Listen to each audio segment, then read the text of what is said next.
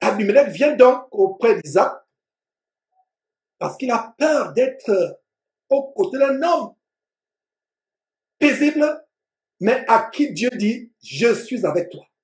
Abimelech a peur de cet homme aux côtés duquel Dieu se tient.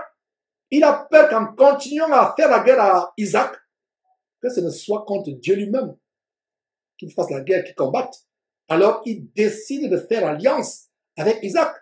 Retournons au verset 29, toujours en Genèse chapitre 26, mes frères et sœurs. Genèse chapitre 26. Jure que tu ne feras aucun mal. Soulignez, jure que tu ne feras aucun mal. On va revenir là-dessus. Pourquoi je vous ai dit de souligner.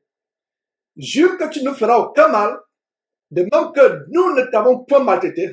Il dit bien, nous ne t'avons pas maltraité. Est-ce la vérité? Le récit depuis le verset 18 nous montre que ce n'est pas la vérité. Ils lui ont arraché ses puits. Est-ce que Abimelech n'était pas au courant? Certainement, il était au courant. Jure que tu ne feras aucun mal, de même que nous t'avons point maltraité, que nous t'avons seulement fait du bien. Est-ce la vérité? Pas aussi sûr que ça. Et que nous t'avons laissé partir en paix. Tu es maintenant béni de l'Éternel. Regardez l'expression, tu es maintenant béni de l'Éternel. Incroyable, frère, ce qui se passe ici au verset 29. Isaac n'a aucune armée, du moins terrestre, physique, contrairement à Abimelech qui est venu avec Picol, son général d'armée, le chef de son armée. Isaac n'a pas d'armée, mais un roi puissant comme Abimelech a peur qu'Isaac leur fasse du mal. Qu'est-ce qui se passe ici, frères et sœurs? Est-ce que vous avez discerné ce qui se passe ici? Quelle armée avait Isaac? Quelle était l'armée d'Isaac?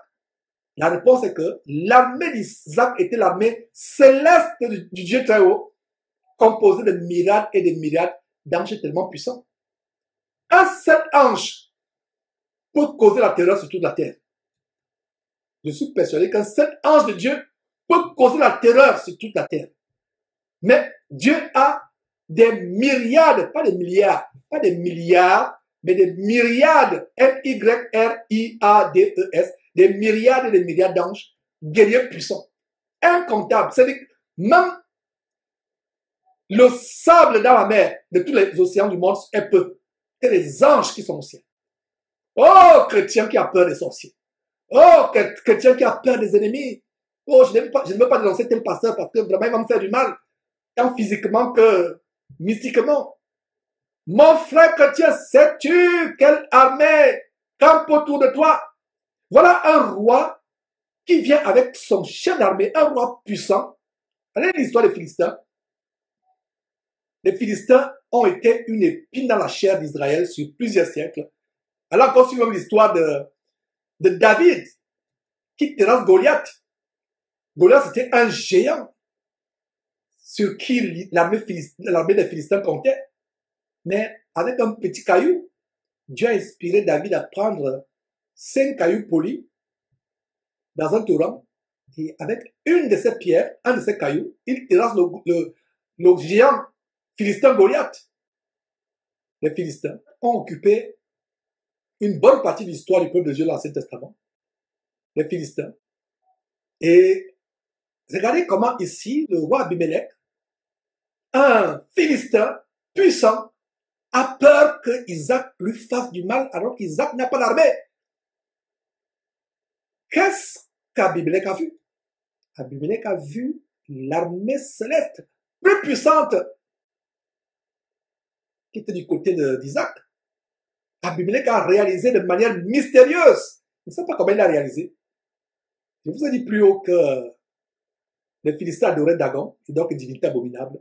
Donc, il réalise de manière mystérieuse que malgré sa forte armée, il était impuissant face à l'armée céleste qui était du côté d'Isaac.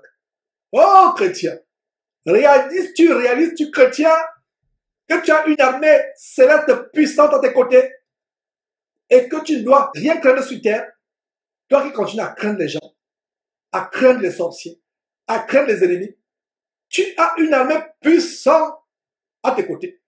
Même les sorciers dont tu as peur, Même ils savent. Même des fois, les sorciers, même ils rient. Ils disent, mais ce chrétien-là, il a peur de moi, alors que ce que moi je vois, comme cette anecdote qu'on m'avait racontée, je ne garantis pas sa véracité. Une femme désespérée, elle voulait quelque chose de Dieu. Je ne sais pas si c'était un mari ou un enfant. Pendant des années, elle n'arrivait pas à voir cette chose. Là, voilà, elle se rend vers un marabout. Et à peine elle est entrée dans la concession, le marabout a surgi en courant de sa cabane, dans la dame. Il dit, s'il vous plaît, ne venez pas, ne venez pas. Vous allez me détruire, vous allez détruire. Mais Gris, vous allez détruire mes dieux. Ne venez pas, ne vous approchez pas. Ne voyez-vous pas la puissance qui est autour de vous, le feu qui... Je n'ai jamais vu une puissance. Allez, allez, allez, allez. Vous voyez une chrétienne qui, après des années de prières non exaucées, est-ce un mari qu'elle voulait, est-ce un enfant qu'elle voulait, elle se rend chez un marabout, le marabout court à ses devants, dit non, ne viens pas. Si je peux voir ce que tu as, je ne sais pas ce que c'est, s'il te plaît, tu vas me détruire. Mais Dieu n'a plus de puissance, s'il te plaît, va-t'en.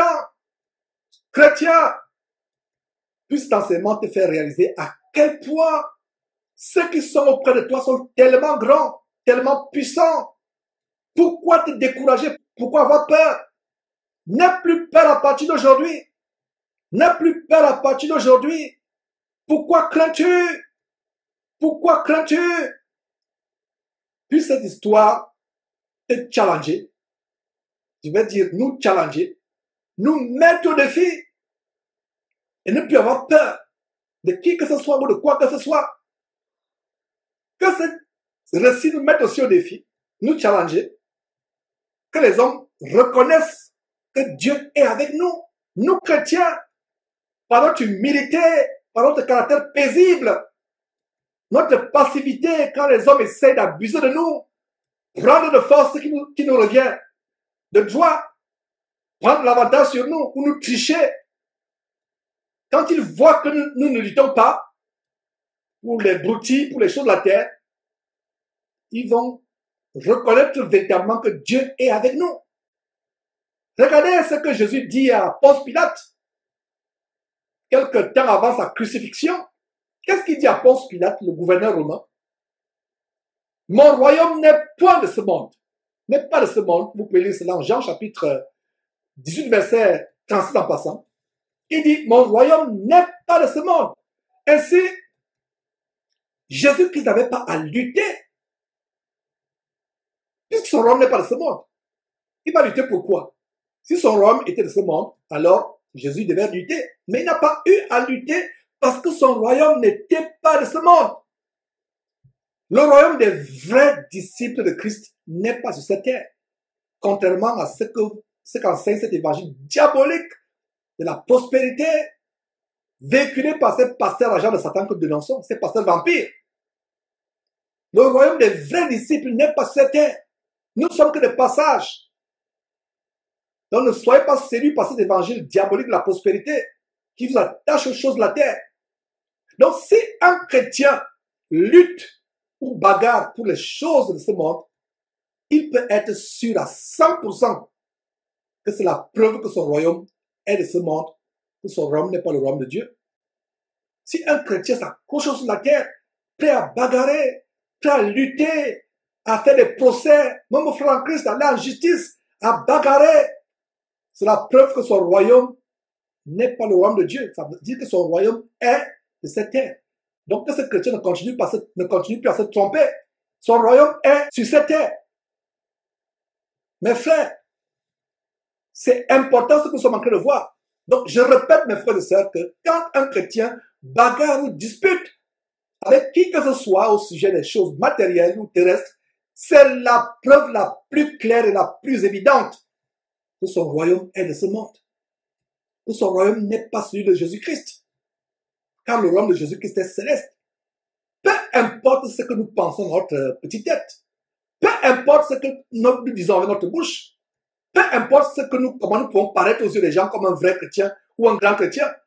Si nous disputons pour les choses de ce monde, nous sommes attachés aux choses de ce monde, c'est une preuve patente, palpable que notre royaume est terrestre et qu'il n'est pas celui de Jésus-Christ qui est qui est céleste. Voilà. La preuve que notre royaume n'est pas celui de Jésus-Christ. C'est quand nous bagarrons pour des choses terrestres, pour de la boue, pour la poussière, pour des broutilles, pour le vent. Voyons ce que le Saint-Esprit nous révèle en